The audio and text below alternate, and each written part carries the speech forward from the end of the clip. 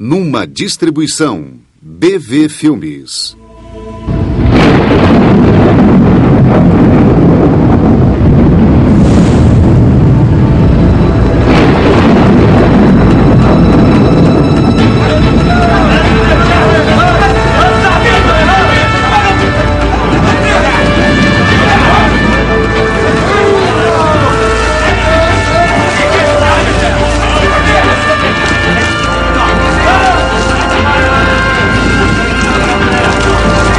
Cuidado com as cordas!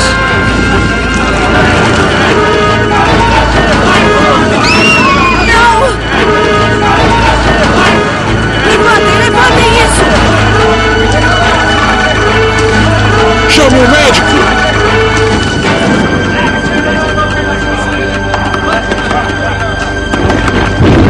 Houve um acidente, senhor!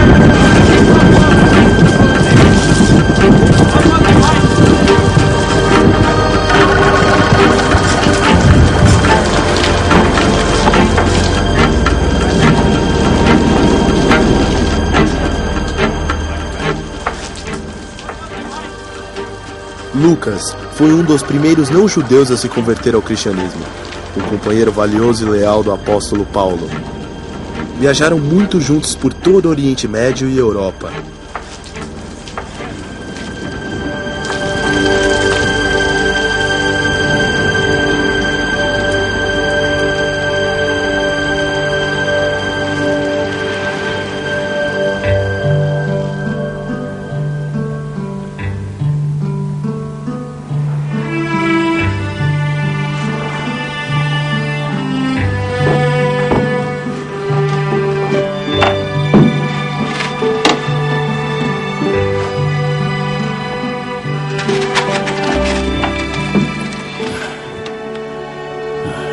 Em meu livro anterior, Teófilo, eu escrevi a respeito de tudo que Jesus começou a fazer e a ensinar até o dia em que foi elevado ao céu, depois de ter dado instruções por meio do Espírito Santo aos apóstolos que havia escolhido.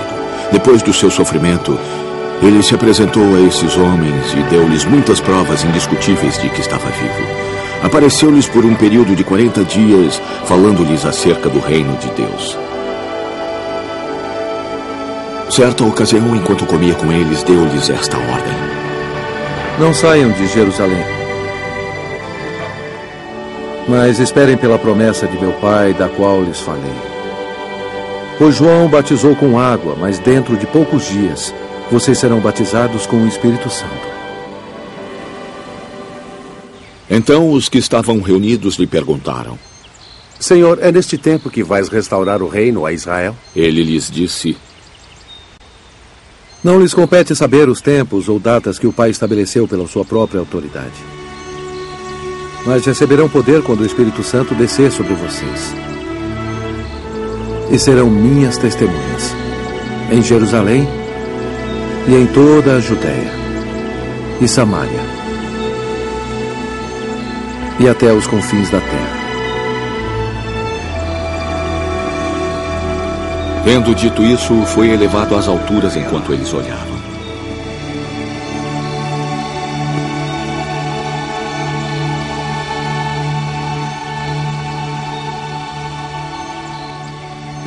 E uma nuvem o encobriu da vista deles.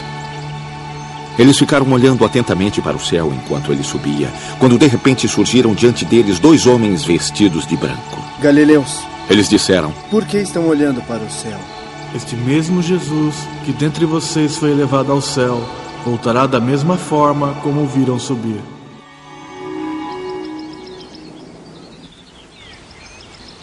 Então voltaram para Jerusalém, vindo do monte chamado das Oliveiras, que fica perto da cidade, à distância da caminhada de um sábado. Quando chegaram, subiram ao aposento onde estavam hospedados. Achavam-se presentes Pedro, João, Tiago e André, Filipe, Tomé, Bartolomeu e Mateus, Tiago, filho de Alfeu, Simão, o Zelote e Judas, filho de Tiago.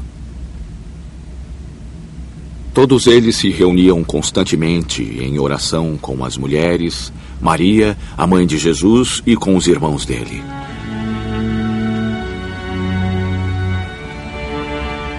Naqueles dias, Pedro levantou-se entre os irmãos um grupo de aproximadamente 120 pessoas, e disse: Era necessário que se cumprisse a Escritura, que o Espírito Santo predisse pela boca de Davi a respeito de Judas, que serviu de guia aos que prenderam Jesus. Foi tido como um dos nossos e teve participação nesse ministério. Com a recompensa que recebeu pela sua iniquidade, Judas comprou um campo. Ali caiu de cabeça, seu corpo partiu-se ao meio e todas as suas vísceras se derramaram. Todos em Jerusalém ficaram sabendo disso, de modo que na língua deles, esse campo passou a chamar-se Aceldama, isto é, campo de sangue. Prosseguiu Pedro: Porque está escrito no livro de Salmos: Fique deserto o seu lugar, e não haja ninguém que nele habite, que um outro ocupe o seu lugar. Portanto, é necessário que escolhamos um dos homens que estiveram conosco durante todo o tempo em que o Senhor Jesus viveu entre nós. Desde o batismo de João até o dia em que Jesus foi elevado dentre nós às alturas. É preciso que um deles seja conosco, testemunha de sua ressurreição. Então indicaram 2 nomes: José, chamado Barsabás, também conhecido como Justo, e Matias.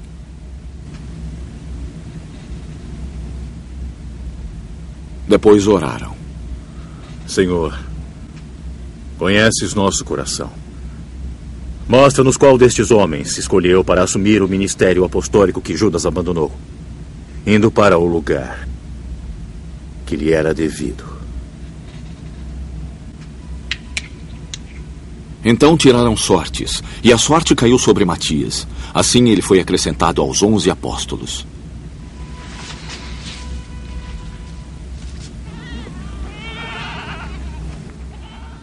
Chegando o dia de Pentecoste, estavam todos reunidos num só lugar.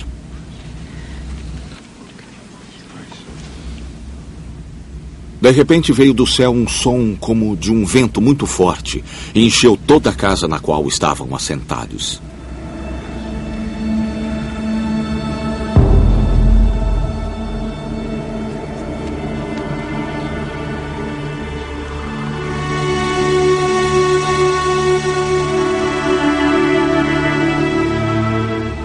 E viram o que parecia línguas de fogo que se separaram e pousaram sobre cada um deles.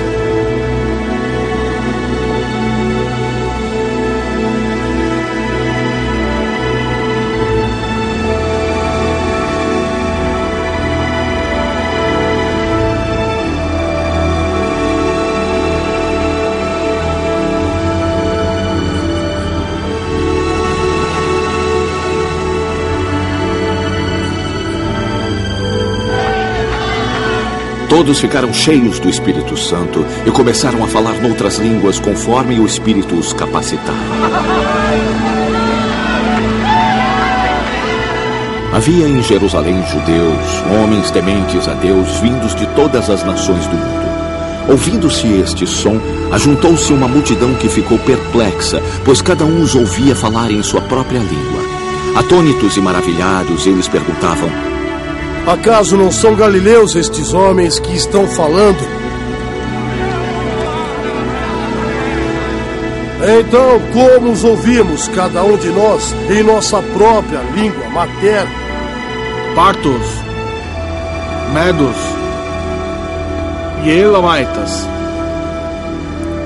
habitantes da Mesopotâmia, Judéia e Capadócia, Ponto e Ásia, Frígia e Panfilha, Egito e das partes da Líbia próximas a Cirene. Visitantes vindos de Roma, tanto judeus como os convertidos ao judaísmo, cretenses e árabes. Nós os ouvimos declarar as maravilhas de Deus em nossa própria língua. Atônitos e perplexos, todos perguntavam uns aos outros: Que significa isto? Alguns, todavia, zombavam deles e diziam: Eu acho que eles beberam vinho demais.